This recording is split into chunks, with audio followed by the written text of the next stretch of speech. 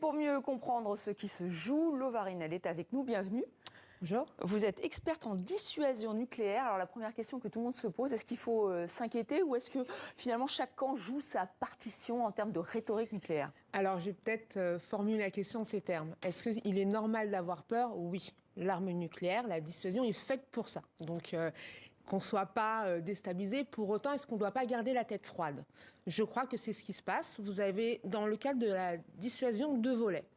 Le dialogue stratégique qui comprend ce qu'on a entendu un peu dans votre présentation, à savoir toute la mobilisation militaire pour juger s'il y a une alerte nucléaire en termes de posture. Concrètement, est-ce qu'on est en train de charger plus de sous-marins nucléaires que d'habitude?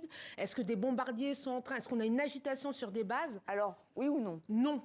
Et c'est ce que disent les Américains, c'est ce que disent les Français, c'est ce que disent l'OTAN, mais c'est ce que dit indirectement Vladimir Poutine quand justement et vraiment, ces propos, depuis le début du conflit, n'ont jamais utilisé le terme nucléaire. Ils ont été utilisés par ses lieutenants. Pour autant, la dissuasion comprend ce qu'on appelle la rhétorique nucléaire qui appartient aux politiques. Et c'est le jeu. On est dans une situation particulière où nous avons une puissance nucléaire qui attaque une puissance non nucléaire, enfin un pays non nucléaire, et qui, en fait, ce qu'on appelle une sanctuarisation agressive. Elle dit « je t'attaque ». Et toi, tu vas rester dans le stress de savoir si j'utilise la bombe ou pas. Toute la supériorité est basée sur la psychologie. Et cette guerre, et vous voyez, ce qu'on a vu sur le pont, c'est une guerre psychologique, à savoir qui fait le plus de pression, parce que derrière, il y a deux enjeux, effectivement. La conquête de ces territoires, de ces 4 régions. Je rappelle qu'on n'a toujours pas la définition exacte des territoires. Effectivement, la délimitation des frontières qui pose problème. N'est pas claire. Donc, on annexe des territoires, on ne sait pas lesquels. Et l'autre volet, et c'est bien d'avoir mis en image le discours du président Poutine le 30 septembre dernier, c'est que lui, il a une conquête idéologique contre l'Occident. Je rappelle, la Russie veut-elle d'un parent 1 ou d'un parent 2? La Russie a toujours été la puissance qui a soutenu les mouvements de lutte anti-colonisation. Il y a vraiment une volonté de reformer les non-alignés pour refaire corps. Juste sur la question de la doctrine, et on parlait de l'emploi de l'arme nucléaire. Alors effectivement, c'est l'atteinte à la menace existentielle. Pareil pour nos téléspectateurs, en France, nous appelons les intérêts vitaux. C'est exactement la même chose. Mais c'est très flou, les intérêts vitaux. Heureusement.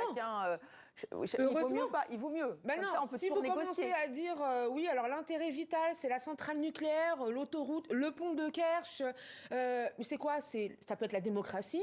Est-ce que si on kidnappe le président Poutine, est-ce que c'est un intérêt vital ou pas? Enfin, une menace existentielle ou pas? Donc chacun a intérêt de laisser le flou sur cette question. Parce qu'en fait, l'histoire est grande. Et ce que j'essaye de faire comprendre aux téléspectateurs, c'est que la Russie, tout comme les États-Unis, mais tout comme la France, ce sont des nations nucléaires dont le discours est rodé. Alors on va voir d'ailleurs, si vous le permettez, on va voir combien d'ogives pour chacun. C'est quand même 5 428 pour les États-Unis, 5 977 pour la Russie, 300 pour la France. Ça fait quand même un bel arsenal. Oui. Mais c'est de la dissuasion. Alors c'est pareil.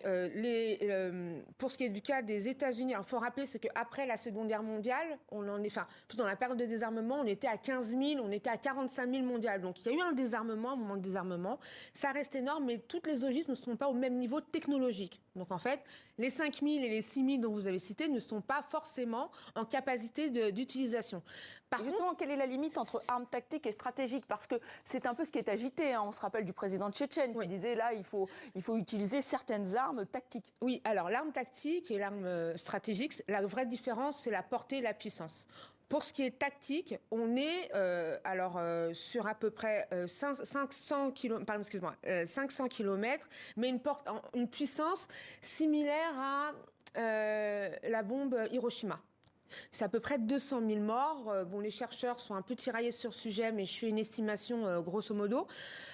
C'est aussi l'emploi d'une arme tactique, ça veut dire qu'on neutralise une zone. Vous ne pouvez pas envoyer ni une troupe russe, ni une troupe ukrainienne, ni une troupe de l'OTAN, parce que les retombées radioactives sont présentes et en fait, elle va aussi atteindre en fait les militaires qui voudraient aller sur la zone. Donc l'attaque tactique. Ils vont pas prendre le risque. Moscou, il peut pas prendre ce risque aujourd'hui. Alors.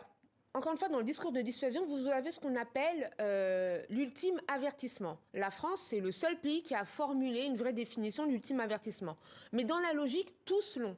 Ça veut dire, et c'est ce qu'a dit un peu Vladimir Poutine, quand il dit « j'utiliserai tous les moyens qui me sont donnés ». La question est de se dire, à un moment critique, si effectivement on n'arrive pas à obtenir gain de cause et si sur le front ça devient compliqué, et c'est des vraies considérations aussi politiques, parce que le passage d'une arme conventionnelle à une arme nucléaire est un choix politique. La question est de se dire, quand vous lancez une arme tactique, vous dites, dans le cadre d'un ultime avertissement, vous dites, voici ce que j'ai fait, je suis capable d'aller jusqu'au bout, il va falloir qu'on trouve une discussion. Alors, il y a, et c'est important de faire comprendre que c'est pas une arme banale et qu'il faut vraiment faire attention, mais l'arme stratégique, juste pour terminer votre question, ils ont effectivement, enfin tous les pays l'ont, et on est à peu près à 20 mégatonnes, et là en fait c'est 200 fois Hiroshima. C'est 2 millions de morts estimés. Effectivement. Eh ben, écoutez, merci Lova Rinel pour cet éclairage voilà, sur cette menace et cette dissuasion nucléaire. Et pour en savoir plus, je vous renvoie sur notre site tv5monde.com. Guerre en Ukraine, que faut-il entendre par apocalypse nucléaire?